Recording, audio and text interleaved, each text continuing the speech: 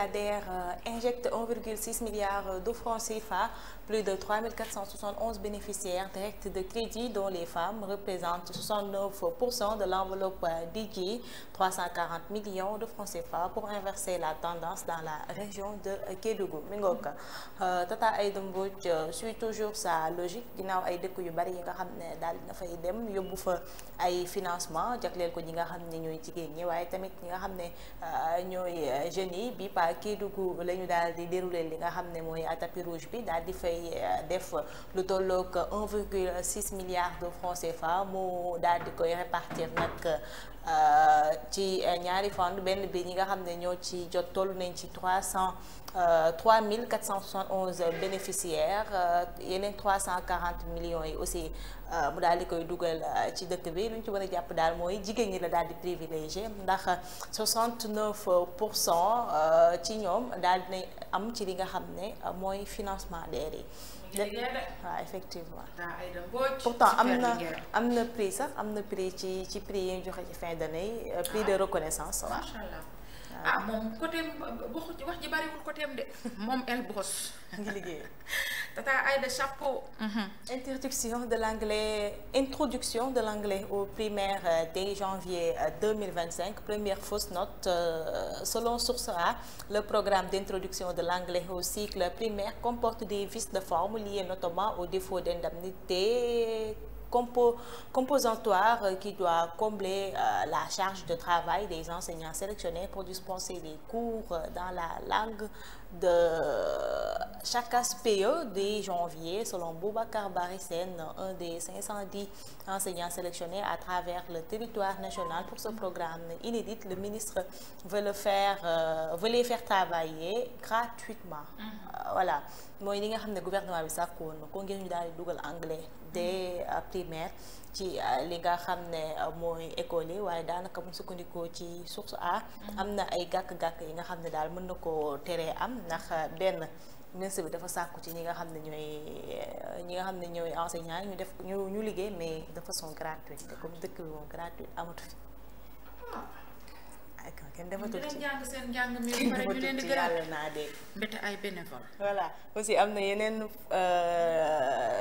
gàkk-gàkk yi nga xam ne aussi mën na tere mbir mi am viol, pédophilie et détournement de mineurs portent sur un maître coranique par des jeunes filles. Déclaration glaçante des victimes. Selon une des victimes, quand il m'appelait dans sa chambre pour lui préparer le petit déjeuner ou pour nettoyer la pièce, il se déshabillait. Parfois, étant tout nu, il me demandait d'aller lui mettre les accents sur les versets du Coran qu'il écrivait. La deuxième présumée victime du maître de Dara, il m'a jeté sur le lit avant de me doigter. Après avoir enlevé mon pantalon, il posait juste son sexe sur le mien pour m'attirer vers lui. Il me demandait d'aller lui mettre les accents sur les versets du Coran qu'il écrivait. Il profitait de ces moments-là pour me violer. Le procureur a requis 10 ans de réclusion criminelle. Quant à l'avocat de l'accusé qui exige l'acquittement de son client au motif que les certificats médicaux des filles parlent d'humain intact. waaw waaye nag tentative. attouchement tentative la. te yoon yéene rek da koo punir. te viol ak a sew sax nga teg ma loxo nii rek bugguma. waaw bugguma rawatina doigté. doigté moom viol yam bi. mën de verser du courant yi muy wax yi mu yàlla. dafa ko sal ne ko demal maas ko simmeeku ba ni dungu ne dem na ko demal maasal ma mooy bandi moo bon. nii bu ko yàlla jàppee da koy saabu. bu ko yàlla jàppee dina ko bulet waay. réunion du conseil. réew mi bopp beeg génn bi kenn xàmmee ko. bopp beeg génn bi kenn xamul fan la nekk heure bi doon jaan la de kenn xamul noo koy jéggee. mais nag avocats ils sont très forts comme que ni destruction de l'hymen amoon bi laay dinañ wax ba génnee wala ñu tëddaloo ko ay 2 mois ay 3 mois. yooyu la ñuy def looloo tax ndeysaan kii wul avocat. nee na moom loolu la kii woon mais benn avocat boo xam te ne da doon défendre kuy jaay si makaal yi ñoon waxtaanal ñun dañoo sot fu ne la ñuy dugg romb fenn sone fa daw ñun dañ ko daan def ñu romb cabinet ba sono fa daw mu ne waaw cabinet avocat te avocat ba di jàdd mu ñu kaay leen ñu ñëw mu dugal ñu ci bureau nañu li ngeen def nii fu ngeen ko teg ñu rus may ñu ndox mu sedd di waxtaan ak ñun ñu commencé nag di fa jaar yenn saay sama xarit di ko poser ay question naan ko man avocat laa bëgg doon mun ko avocat parfois xanaa xamoo ne dangay fen pour génnee sa client mu ni ko am naa benn client boo xamante ni dafa doon jaay kii simakaali mu ni ko waaye dama ni ko neel gisoo déggoo te pourtant gis na dégg na moo def mu ni yenn saay nag loolu mooy nga jàddal sa éthique pour am li nga bëgg ndax sa client da lay fay. fen kay xam nga yow yaa ko doon laajte massage yi na yow loolu jot a laaj. xëy na jurisprudence am na. jurisprudence ci yàlla loolu amul foofu de yàlla moom daane fen sëñ Abdou Lahat nee na moom buñ lay rey sax waxal dëgg. Loo xam ne bakkan lañ ci laaj booy dee wax ko. man nag yooyu ngay dem laaj bu yàq ak ay fen bu yàq man dëgg waa dëgg la man daal dëgg daal nañ ko ni tàppit ci digg ba lu waay xam jël. ay dëgg bu yàq ak dëgg bu yàq tamit boo muy sotti de 10 ans yi moom du ko tëdd moom. du ko tëdd. sëriñ dina ko tëdd kay. jàpp xale yi di leen kii def lu ko. pénétré wul xale yi déli la de. pénétré wu leen de déli la loolu crime. déli la crime. attouchement la. attouchement déli la. waaye tentative de viol déli la. nañu génnee photo am ak turam ak yéppam. daal def ko comme sëriñ ba violé woon 29 xale ya. nga xamante ni kenn dootu ko dénk xale mu koy jàngal. déli la déli. non c'est que xam nga loolu moo si garaaw nag. gis nga ay saay-saay yu laqatu ci diine ji. day dem beneen dëkk ubbiwaat fa école. commencé waat suivi moo am na nag même ci école français bi dafay am de xale ñi ñëw di jël xale yi ci kër yeeg. cours particulier surtout les cours particuliers. waaw professeurs yeeg élèves yeeg. cours particulier moom si na la fekk si sama kër. waaw yooyu yëpp maanaam bii daal réew mi xam nga lan la góor yi ñoo war am sago rek. waxtaan ba jubóo.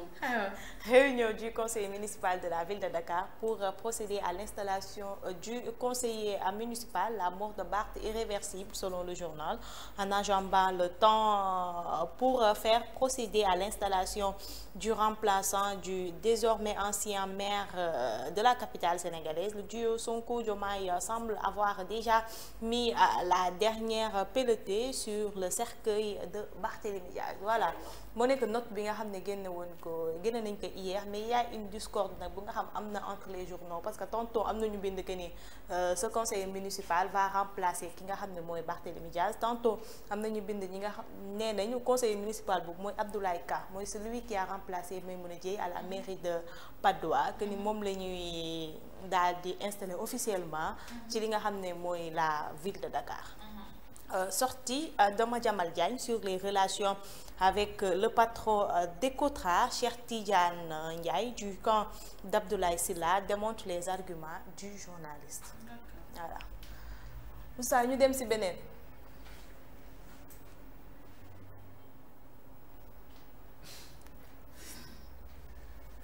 te nag kaay ma la dara yor xam kañ lay ñëw. lundi mercredi ak vendredi la yor di ñëw. Moussa lii du journal waay article de la provocation. article bi am na suuf. lii du journal ci am waxee mu indi tant que waxagul nag.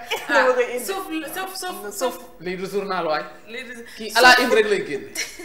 ak ki ma xool si commentaire lu mu wax mu ne suuf loolu lay tekki ci olof. ba mu des. lii du journal waay nañu waxante dëgg. bu fi indi yor ba mu des. lii journalu Fenelade la comme ça.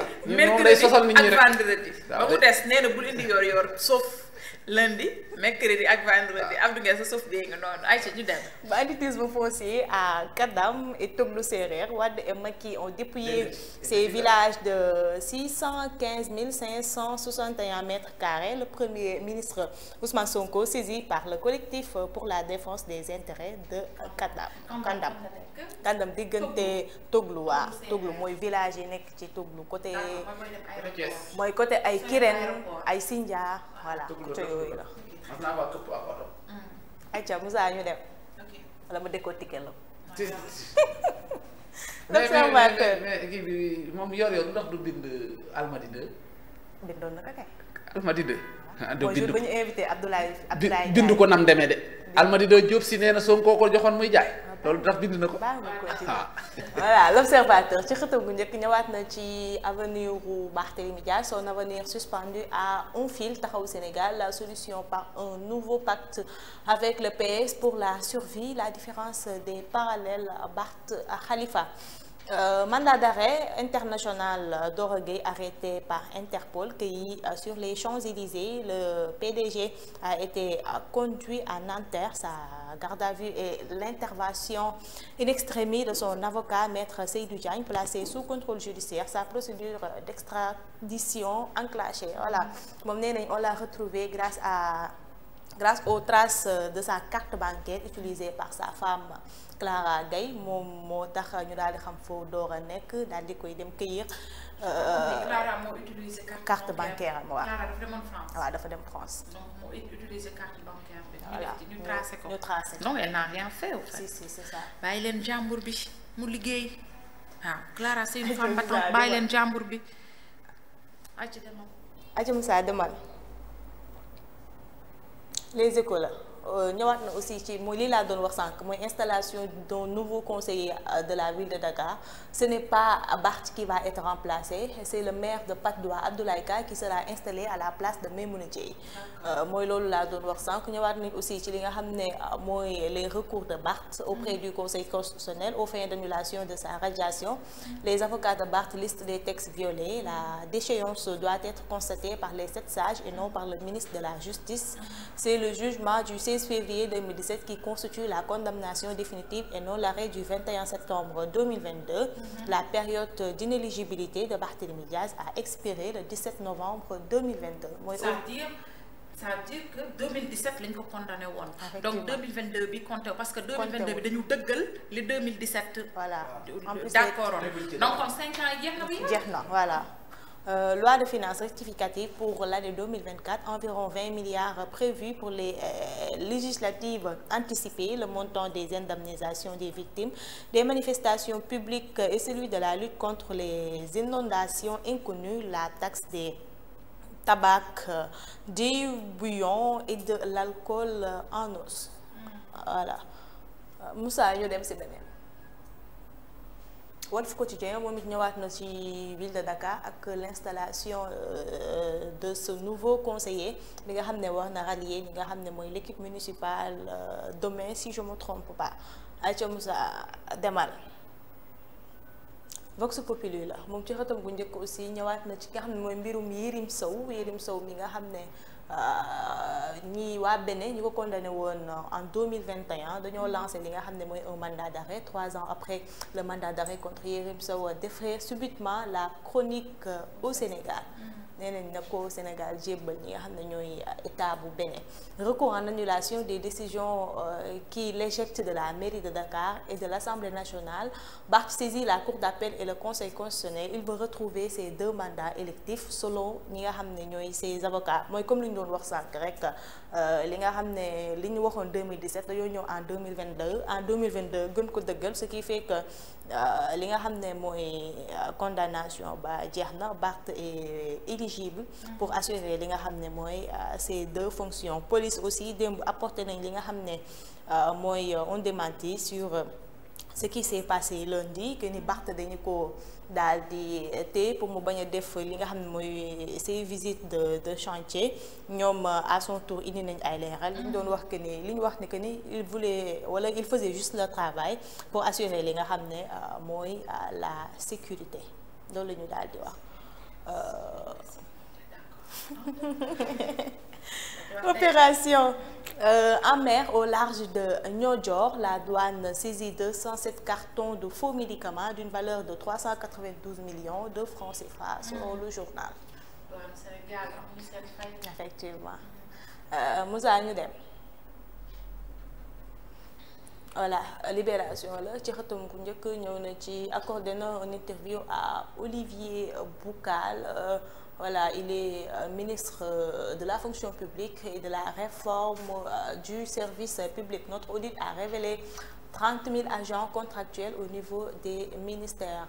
Voilà, moom ñu ngi ci toujours ci li nga xam ne mooy remue-ménage bi nga xam ne ñu ngi koy def ces gens ki nga xam ne dañ leen a jël te voilà il ne sert pas grand chose fi nga xam ne mooy direction yi ak ministère yi ñuy liggéeyee. ñëwaat nañ aussi ci mbiru Dora Gueye nan la ñu ko jàppee il a été interpellé lundi vers 19h présenté au parquet général il a été placé sous contrôle judiciaire avec interdiction de quitter la France assisté par l'avocat Maître Seydou Diagne. Ce qu'il a dit lors de l'audience sur le dossier l'opposant à Zaki Sow, comment les polices françaises sont remontées à lui en pistant sa carte bancaire utilisée par Clara Gaye. Aïcha Moussa ñu dem. On termine par le sport ak Coupe d'Afrique des Nations Maroc 2025 les chapeaux dévoilés ñi nga xam ne joxtu nañ ñi Sénégal mën nañu dal ci ñoom mu di le continent Cameroun duñ dara continent naar yi daal ñoo ma ci jaaxal le Mali et la Tunisie waaw naar yi ñoo ma ci jaaxal. waaye yow da ngaa xeeb Cameroun ak Mali. Cameroun kan bii passé da ngaa fàtte Cameroun. le continent ñoo mën Cameroun kay. Moussa yéen am ngeen fit nag. billaay ñoo mën Cameroun. xaalis boo fayee kut sax amagoo ko. waaye. loolu daal yéen a suñu kàddu ci jàmm. xaalis la. yow xanaa gine yee nga. mais loolu baax ñu dem suñu kàddu course bi sax ñun amaguñ course d'abord parce que jubóoguñ sax ak course bi liñ ko war a fay. waaye ma ne yow mais Pape Thiaw kiiwul xaarul xaalis équipe nationale. déedéet dama ne jubóoguñoo ak moom salaire la dañ koy war a fay. ñun waxuñu loolu. ñun problème lii lañ am lii moo nin. kan bi moo nin a koy gagné. yow lan la Macky Sall ay millions la defoon pour ñu mañ a dem final mu defar ay millions pour ñu gagné coupe bi. dinañ gagné incha rabbi. Cameroun lañ ñuy wax gii ngeen wax ne li ngay waxuma ko de man jaaxal na ma bilaay Cameroun ñoo ko mën. Moussa. le continent. Moussa bu leen fay Cameroun de foofu la nekk nu mu tudd Eto'o-Fils. sama yore ñun li ñu daloon ci Côte d'Ivoire. li ñu daloon ci Côte d'Ivoire yow waruñoo yee. defe naa moom mooy seen adjoint en football tant que duggoo ci terrain bi ba génn mënoo kenn. Côte d'Ivoire yi ni 1 point la amoon xaw ma ay 0 point ñëw moo ñu éliminé. fu mu mujj jël final ba. Emmanuel Faye da see daloon keroog. Faye kon yàgg na cee dal. qualifié sax mënuñu ko. football amul logique. football amul logique. bàyyi leen ñoo mënaguñu ndax amaguñu xaalis moom ko amul doo gañe coupe bi bu soobee yàlla. ñoo leen mën de Cameroun moom yéen a xam de. ñoo leen mën na ngeen wuti xaalis rek de. ngeer yooyu dëggal kii dinaa lijjanti carte d'identité ba. mettre leen dans les bonnes conditions équipe bi seen xel dal tranquille sinon. Guinée nga yow. premier tour doo sénégalais. mais yow xanaa xamoo buñ demee sax ba lambaay war a mën a ñaaw genre Sadio Mané gi nga xam ne ñoo bëgg seen. xam nga loolu mooy ñàkk suñu bopp fayda. te loolu yàgg na fi am loolu yàgg na fi am. moo ñu tere woon a jël coupe góor gi signé ñaata yoon la jël xaalisam def ko ci équipe nationale parce que. est-ce que xam nga loolu ñu tere woon a jël coupe maanaam mottali ay reliquats yooyu moo ñu tere woon a jël coupe loolu ba mu deñee lañ jël coupe. yow di nga yéex a seetlu nga li ma la wax. noonu la am yaram de yow li tax nga ndaw. waa ngeen génnal si suñu waxtaan. Reug Reug ambassadeur Francis ah. am na mën naa ne sax ambassadeur lu ne fi mu ne. gisoo il est champion partout ndax daa dévoilé baby show moom jabaram am na doom bu ci kii. kan Reug Reug gisoo ko. waaw jigéen wër sa kese la laaw la cet laaw la cet laaw la cet laaw la cet laaw la. xanaa gisoo ni may gars yi nee nañ ko. non non mais benn am kese.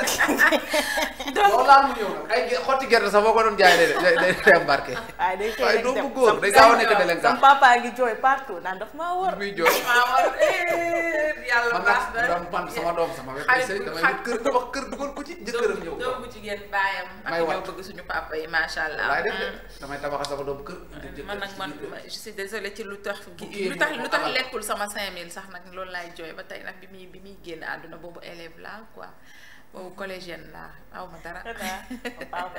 xanaa benn jour laa gagné woon kii nu mu tudd nii wii nii non la woon wala non génie en herbe la woon ñu jox ñu si ay gloria ay kii ak yooyu loolu moom jour boobu moom dégg naa xam naa yow màggagoo sax may lekk sa wërsëg macha allah. yàlla na ko yàlla yërëm Reug Reug ambassadeur 3X énergie moom il peut être ambassadeur de tout. gars yi nee nañ ko tu es champion partout. partout waaw am nga doom bu jigéen mu nekkaat benn double champion. waa dégg naa Albourakh décroché na Balla Gaye ak ak Siteu. mën naa ne waxoon nee na ku ko fayul 300 millions lay laaj xaw ma.